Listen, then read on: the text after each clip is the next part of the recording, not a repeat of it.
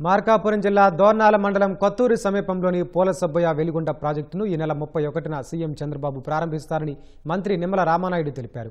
గంటవానేపల్లె చెరువు సమీపంలో project feeder కాలువ క్రాస్ రెగ్యులేటర్ వద్ద కృష్ణా జలాలకు జలహారతిచ్చి గేట్లను ఎత్తి నీరు విడుదల చేస్తారని చెప్పారు. ఈ సందర్భంగా రాత్రంతా అక్కడే ఉండి ప్రాజెక్టు తుది దశ పనులను పరిశీలించిన మంత్రి అధికారులకు పలు సూచనలు చేశారు. నిర్వాసితుల కాలనీలను సందర్శించి మౌలిక వసతులపై సమీక్షించారు. వెలిగొండ కోసం భూములు త్యాగం చేసిన 7,000 నిర్వాసిత కుటుంబాలకు అండగా ఉంటామన్నారు. గత వైసీపీ ప్రభుత్వం నిర్వాసితులకు 900 కోట్లు చెల్లించాల్సి ఉన్న 5 ఏళ్లలో ₹1 ఇవ్వలేదని మండిపడ్డారు. ముంపు గ్రామాల నిర్వాసితులకు రేషన్, పింఛన్లకు ఎలాంటి ఇబ్బంది లేకుండా చర్యలు తీసుకోవాలని కలెక్టర్ను ఆదేశించారు.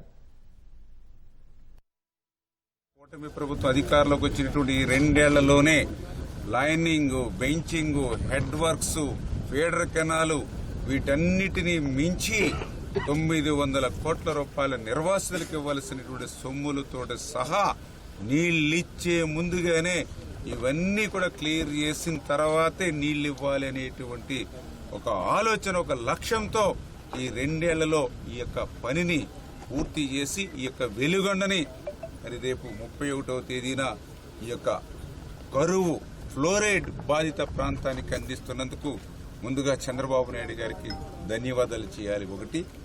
రెండవది, ఈరోజు ఈ యొక్క 4,20,000 ఎకరాలకి 23 లక్షల మందికి త్రాగడానికి నీరందించేటువంటి వెలుగొండ ప్రాజెక్టు ఈవేళ పూర్తవుతుంది అని అంటే ఆ వెలుగొండ ప్రాజెక్టుకి విలువైనటువంటి భూములు, విలువైనటువంటి ఆస్తులు ఇచ్చినటువంటి ఆ నిర్వాసితుల్ని రెండవగా మనందరం కూడా ధన్యవాదాలు చెప్పవలసినటువంటి అవసరం ఉంది.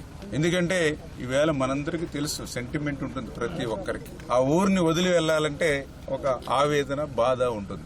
అటువంటి వాటన్నిటినీ కూడా ప్రక్కన పెట్టి ఈవేళ లక్షలాది మందికి మా వల్ల త్రాగడానికి నీళ్లు ఇస్తూ ఉన్నాం, లక్షలాది ఎకరాలకు సాగునీరు ఇస్తూ ఉన్నామని ఒక త్యాగం ఈవేళ నిర్వాసితులు చేశారు. కాబట్టే ఈవేళ ఆ వెలుగొండ ప్రాజెక్టు పూర్తవుతున్నటువంటి పరిస్థితి. ఈ ప్రభుత్వానికి ఎన్నో ఆర్థిక పరమైనటువంటి ఇబ్బందులు ఉన్నప్పటికీ కూడా మరి 768 కోట్ల రూపాయలు 40 రోజుల్లో ఈ ప్రభుత్వం విడుదల చేసింది అని అంటే నీళ్లు వదిలే లోపుగానే ఆ నిర్వాసితులకి వాళ్ళు జమ చేయాలి.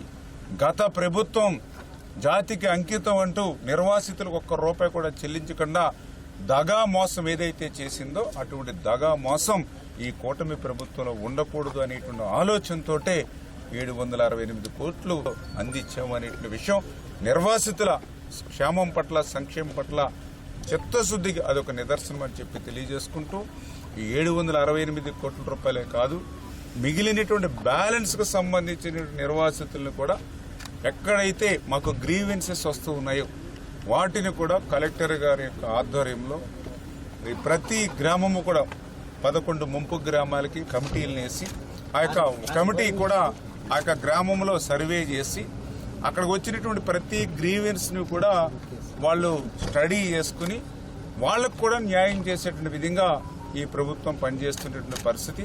గతంలోనే తెలుగుదేశం ప్రభుత్వం హయాంలోనే ఆ నిర్వాసితులకి 7 కాలనీలు కూడా మనం ఇక్కడ సిమెంట్ రోడ్లు, డ్రైన్స్ ఉన్నాయి. పట్ట పగల మాదిరిగా ప్రతి రోడ్డు వెంబడి కూడా లైట్లు వెలుగుతూ ఉన్నాయి, వీధి లైట్లు. అన్ని కూడా ఎప్పుడు నిర్మాణం అయ్యాయంటే 2019కు ముందు మాత్రమే. 2019-24లో మళ్ళీ కనీసం ఇక్కడ మొలిచినటువంటి గడ్డిని కూడా తొలగించలేనటువంటి పరిస్థితి, తొప్పలతోటి నిండిపోయి ఇట్లా అడుగెట్టినటువంటి పరిస్థితి గత 5 సంవత్సరాల్లో.